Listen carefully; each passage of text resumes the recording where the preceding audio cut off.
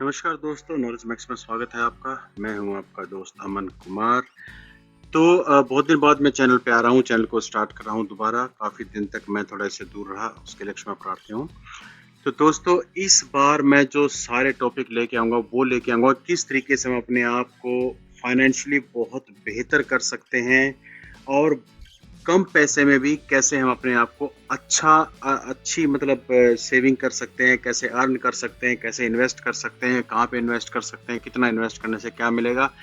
और हमारा टारगेट है, मेरा टारगेट है अपना पहला 1 करोड़ कैसे कमाएं। जो इस क्लब में जुड़ना चाहते हैं मुझे कमेंट करें, मैं आपको अपने व्हाट्सएप ग्रुप से जोड़ दूंगा। वहाँ पर एक क्लब हमने बना रखा है जिसका काम जिन्होंने टारगेट रखा हुआ है कि अपनी लाइफ में बहुत जल्दी हमें 1 करोड़ रुपए कमाने हैं अपनी इनकम से। तरीका क्या है? बहुत सारे तरीके हैं, उन तरीकों को एक एक करके हम आपसे डिस्कस करेंगे। यह पहला वीडियो है, इंट्रोडक्टरी वीडियो है, तो इसमें ज़्यादा डिटेल में ना जाएंगे, सिर्फ कुछ बातें करते हैं, बेसिक बातें करते हैं। सेविंग क्यों करनी होती है हमें दोस्तों? अगर मैं इस बात पे जाऊँगी सेविंग क्यों करनी है, तो भैया देखो, हमें फाइनेंशियल सिक्योरिटी चाहिए, हमें पीस ऑफ माइंड चाहिए। फाइनेंशियल सिक्योरिटी क्योंकि अगर जेब में पैसा है तो हर आदमी सलाम करता है, ये एक कहावत है। लक्ष्मी जिसके घर में है उसके घर में हमेशा दिवाली रहती है, दूसरी कहावत है। दिमाग शांत रहता आदमी का, क्योंकि जब आदमी के पास पैसा नहीं होता है, उसको किसी भी चीज़ की ज़रूरत पड़ती है, तो उस टाइम उसके दिमाग में बहुत सारी चीज़ें घर करने लग जाती हैं, स्ट्रेस होने लग जाता है, टेंशन में रहने लग जाता है, उसको समझ नहीं आता है क्या किया जाए। इन्वेस्टमेंट क्यों करते हैं हम, कहाँ करना चाहिए, कितना करना चाहिए, किस लेवल पे करना चाहिए, रिस्क फैक्टर क्या है, कितना रिस्क ले सकते हैं, सारी चीज़ें आने वाले समय में हम डिस्कस करेंगे आपसे। कहाँ कहाँ अपॉर्चुनिटी है इन्वेस्टमेंट की, वो भी अब आपसे डिस्कस करेंगे, इन्वेस्टमेंट अपॉर्चुनिटीज। रिटायरमेंट प्लानिंग कैसे कर सकते हैं, अगर आप कोई जॉब कर रहे हैं, कोई छोटा मोटा भी जॉब कर रहे हैं, कोई अच्छा जॉब भी कर रहे हैं, तो रिटायरमेंट प्लानिंग बहुत ज़रूरी है। क्योंकि जैसे जैसे आदमी की एज बढ़ती जाती है उसकी रिक्वायरमेंट बढ़ जाती है, स्पेशली मेडिसिन और मेडिकल फैसिलिटीज़ की उसको रिक्वायरमेंट बढ़ने लग जाती है, उसकी रिस्पॉन्सिबिलिटी बढ़ने लग जाती है, तो रिटायरमेंट प्लानिंग बहुत ज़रूरी है। और आजकल तो कुछ ऐसा ट्रेंड चल गया है कि बहुत सारे लोग आके मेरे से पूछते हैं कि मुझे 45 साल में रिटायर होना है, मैं क्या करूं? तो मैं उनको उसकी सजेशन देता हूं कि आप इस तरीके से कर लीजिए, काम हो जाएगा। इमरजेंसी फंड हमें क्यों रखना चाहिए और कितना रखना चाहिए? ये क्यों रखना चाहिए बहुत लोगों को पता होता है, लेकिन कितना रखना चाहिए एक बहुत बड़ी प्रॉब्लम है, जो लोग उसको कैलकुलेट नहीं कर पाते हैं। आने वाले समय में, आने वाले वीडियोस में इससे भी हम बात करेंगे।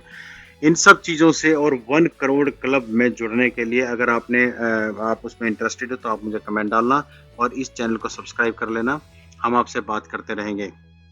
दोस्तों, कुछ चीज़ें मैं भारत के संदर्भ में बता रहा हूँ कि इन इन जनरली जनरली लोग इन इन चीज़ों में इन्वेस्टमेंट करते हैं। जैसे गवर्नमेंट की कुछ स्कीम होती है, पब्लिक प्रोविडेंट फंड है, नेशनल सेविंग सर्टिफिकेट है, किसान विकास पत्र आता था, इंदिरा विकास पत्र आता था, सुकन्या समृद्धि योजना है, कन्याओं के लिए बहुत बेहतरीन योजना है सरकार की, I must admire for that. Senior citizen saving scheme है। और जो नौकरी करते हैं जिनका पीएफ में अकाउंट, उनके लिए ईपीएफ एक सोशल सिक्योरिटी हो जाता है। फिर बैंक में डिपॉजिट में सेविंग अकाउंट है, फिक्स डिपॉजिट करते हैं, रिकरिंग डिपॉजिट करते हैं, टर्म डिपॉजिट करते हैं। म्यूचुअल फंड में बहुत सारे तरह के, अपने आप में एक बहुत बड़ा टॉपिक है ये, इस पर मैं बहुत सारे वीडियो बनाने वाला हूँ। म्यूचुअल फंड में, बैंक डिपॉजिट्स में कैसे, किस चीज़ में आपको जाना चाहिए, कहाँ नहीं जाना चाहिए, जितनी नॉलेज मेरे पास है मैं सारी आपके साथ साझा करने की कोशिश करूँगा। इक्विटी फंड है, डेट फंड है, हाइब्रिड फंड है, आपको इसमें बिल्कुल पढ़ने की जरूरत नहीं है अभी। सिर्फ शब्द याद रख लीजिए अगर आपको म्यूचुअल फंड के बारे में कोई नॉलेज नहीं है तो। इंश्योरेंस में बहुत लोग इंश्योरेंस खरीदते हैं, लाइफ इंश्योरेंस खरीदते हैं कि इतने साल बाद मेरी पॉलिसी से इतने पैसे मिल जाएंगे, लेकिन शायद उनको पता नहीं है कि इंश्योरेंस, कौन सा इंश्योरेंस हमें खरीदना चाहिए और इंश्योरेंस से सेविंग होती भी है या नहीं होती है। फिर बात करेंगे रियल एस्टेट की। जो लोग ज़मीन में पैसा लगाते हैं, क्या रियल एस्टेट सच में एक बेहतरीन ऑप्शन है? क्या प्रॉपर्टी में पैसा लगाना एक सच में बेहतरीन ऑप्शन है? उसका रिटर्न का आज तक का क्या रिकॉर्ड रहा है, उसको आंकड़ों के हिसाब से देखेंगे हम अगले वीडियोस में, इसमें नहीं डेफिनेटली। और गोल्ड में बहुत इन्वेस्टमेंट करते हैं लोग आजकल। गोल्ड का रेट भी 70-75 के आसपास पहुंच गया, 73,990 कुछ था। और सबसे लास्ट में आपको बात करूंगा स्टॉक्स के बारे में, जिसको शेयर मार्केट भी कहते हैं। दोस्तों देखिए, अगर आपको अपने पैसे को इंक्रीज करना है, अपने आप को 1 करोड़ के क्लब में आना है, तो एक ही फंडा है, इन्वेस्टमेंट, इन्वेस्टमेंट एंड इन्वेस्टमेंट। और उसके लिए आपको चाहिए सेविंग, वो कैसे करनी है, वो सब चीजें हम आपसे डिस्कस करेंगे आने वाले समय में।